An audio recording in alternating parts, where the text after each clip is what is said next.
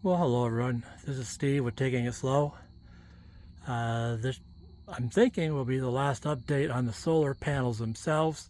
Next will be going into the solar shed, but I just wanted to show with the actuators put into place. They're all installed. The side, the other struts are, you can see they're laying on the ground. They've been removed. So that's all taken care of. And what I've done is I've put them together, wired them into this panel, and you can see we've got them numbered 1, 2, 3, 4, 5, 6. So it goes from that end. That's 1, there's 2, that's 3, 4, 5, 6, and the array behind me is the same way.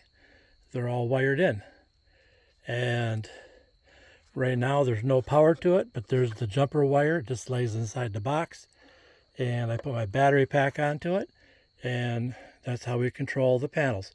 So let me go ahead and get the battery pack put out here. So now there's the battery pack sitting on it. It's a jump pack for a vehicle. I've just got it plugged in. That's supposed to be an 8 amp out, but each of these actuators max they pull is 6 amps. So I'm not looking to run more than one actuator at a time. And if we come in and look at them, they are already labeled. I got these switches off of Amazon. I got the box off of Amazon. I have my own 3D printer, so that's how I printed this rack and this plate to push these things into. And the actuators came from Home Depot. They're, what are the Vivors or something like that? They're 660-pound actuators with a 20-inch throw on them. So that simply means this end here, it'll go out 20 inches. So, and the reasons I've done this way is the panels don't take no 660 pounds to tilt them. That's a given. But I got the stronger actuators because we get some pretty good winds around here. Even sometimes the winds are buffeting, which to me is even worse on these actuators, and that's going to be a lot of effort, or a lot of strain put on these actuators. Got to look for the right word. So because of that, I went with I consider should be very much oversized. The 660 pounds should easily handle it. I also went with a 20-inch throw so that I could have this down farther and out farther, because the farther down and out I can get, the movement is easier for this. The closer you get to the fulcrum point, the pivot point up here, it would take a lot more energy, strength to get this thing to move or to hold it into place. So the farther I could get down, the better. So that's where I have these 20-inch actuators to do just that. So didn't want it to get longer because I'm already really getting close to the ground. So that's what's going on with those. So yep, it works really easy. I just got to energize the battery. There it is. And then I can just go ahead and do whichever one I want.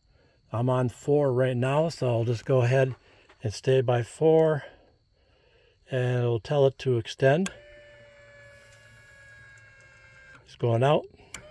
Tell it to retract. It's coming in. So that's the way they've set. I have now, we've already adjusted them all, so both arrays are fully in the winter position. So yep, the actuators, like I said, Home Depot, they were, I don't know, like $48, almost $49 each. Not much. Didn't get the ones that sync because they would only do 4 actuators, and since I have 6, there was no linking them together to have them synced, or I would have done it that way. But that wasn't an option, so we had to go this way with it. So that's what we have.